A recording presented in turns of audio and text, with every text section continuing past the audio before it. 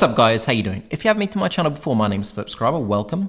If you're interested in cinematography, photography, reviews, tutorials, the subscribe button, it's down there. Today we're talking about this.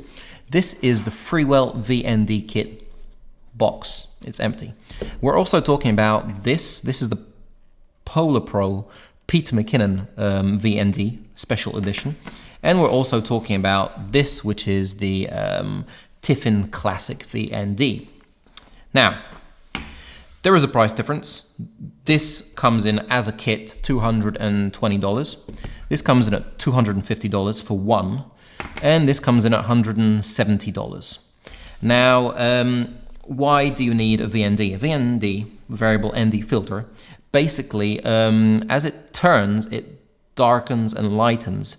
You can put a normal ND on, which doesn't do that, but then you're not very flexible with where you're filming and different situations. This is pretty cool because if you go outside, you can darken it. If you go inside, you can lighten it.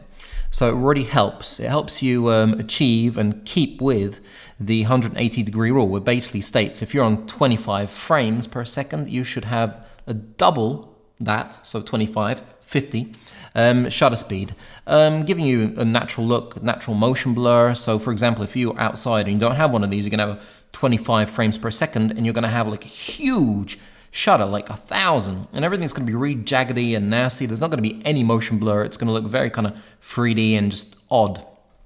So to make it look like you've just ripped your footage out of Hollywood, out of California, you need a variable ND filter to help you limit the amount of light going through your lens into your sensor, and that's what this is all about. Now, I will be comparing them because there is a large price difference between them.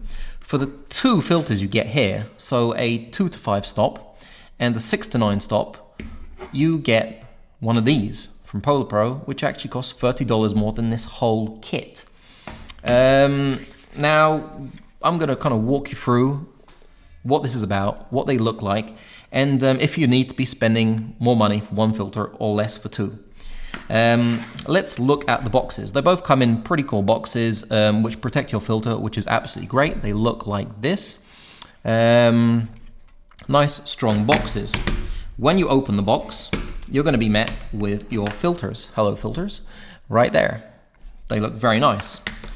The PolarPro has something called the Defender on it, which basically means you take it out, you screw it on, never ever having to touch the glass, because when it's on there, you basically just pull off the filter with your fingers, and you've never ever touched the glass, so not dirtying the filter. That's fantastic. The Freewell has a very similar design when it comes to not touching the glass, but it's magnetic, and it's actually quite a strong magnet, so don't worry about it falling off. But we all love magnets in the film world, don't we?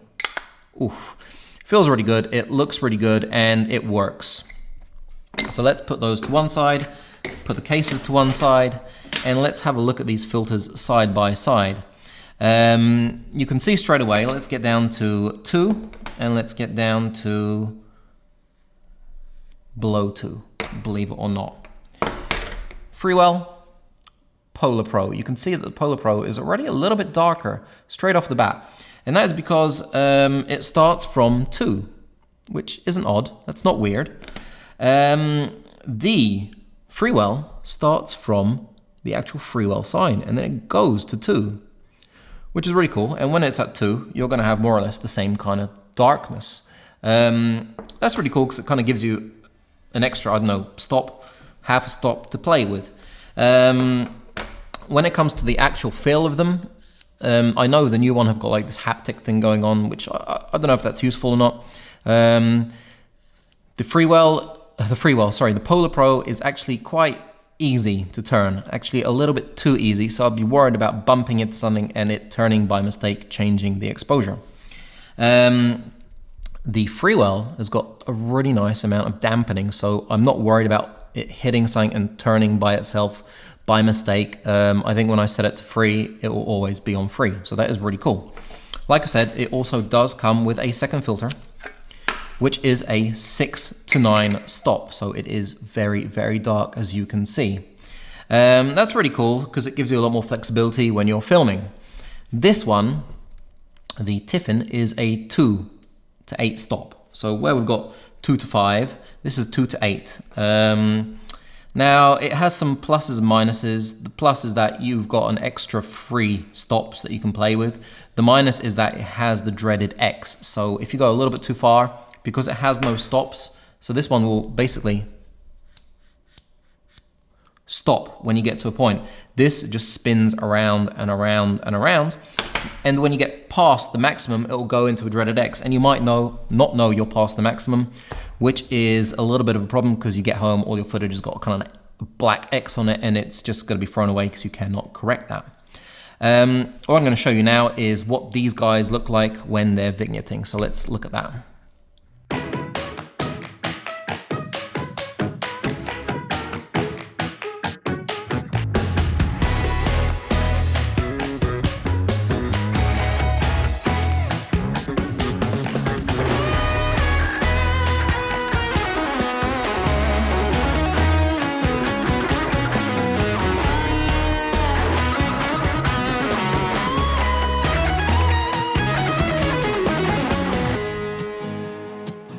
So as you can see, that was shot on the wall here, and it's just really simple. They say they're from 16mm. I found that there is just a tiny bit on the edges. So from 17mm, it is pretty safe.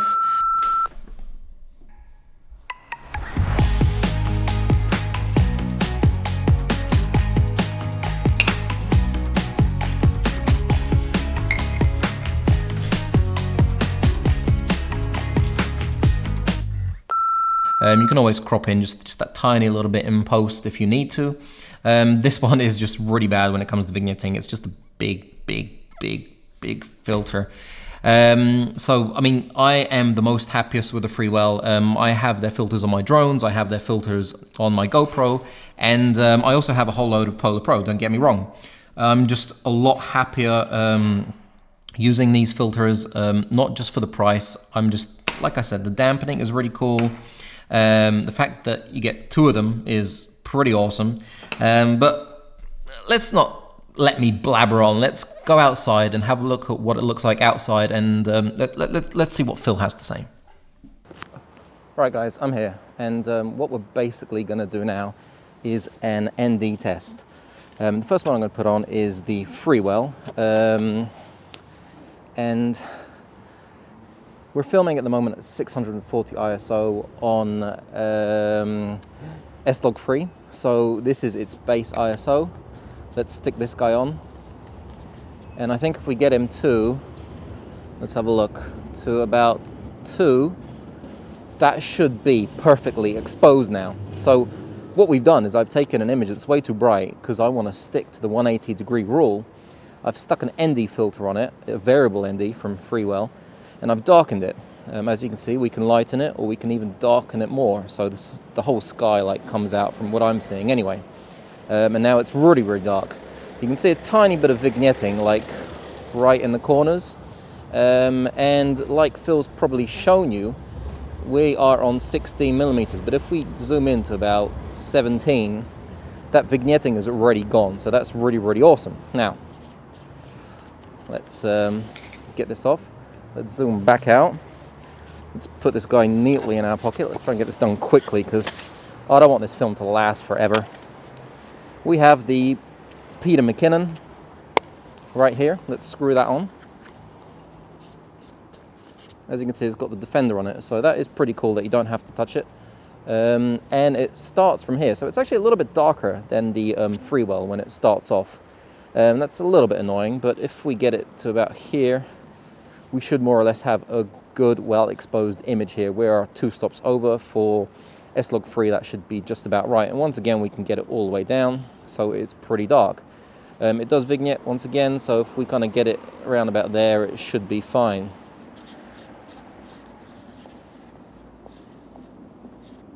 Now,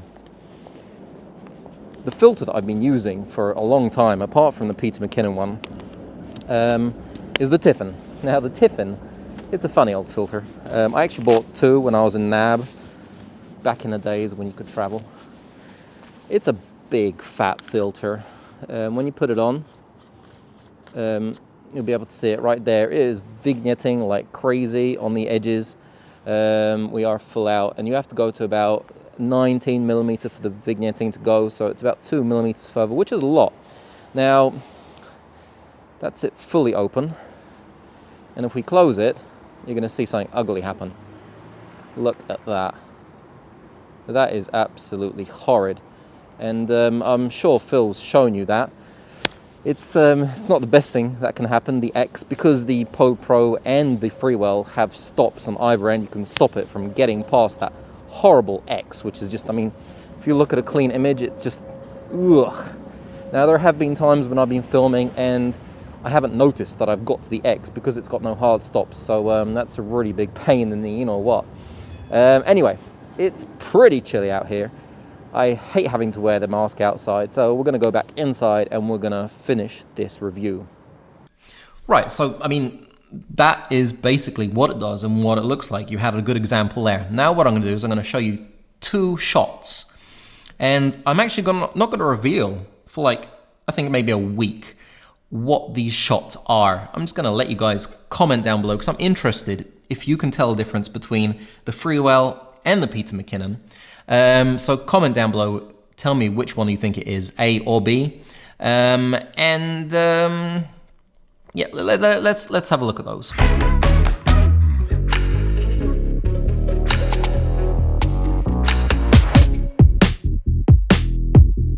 So as you can see, it's very difficult to even tell the difference between them. $250, $220. Yeah, it's an easy choice for me. There is an affiliate link below. If you buy it from there, you're basically giving me a tiny bit. Amazon is, you're not paying anything extra. You help support the channel and me and what I'm doing, growing. If you like my film, give me a thumbs up. And if you haven't subscribed, make sure you do, because there is a whole lot more coming, and I'm really want to test out the magnetic mist filters. I think they have a few more cool magnetic filters I can show you guys. So yeah, that was the Freewell filter kit. Awesome stuff, awesome stuff. Thanks guys, catch you on the next one.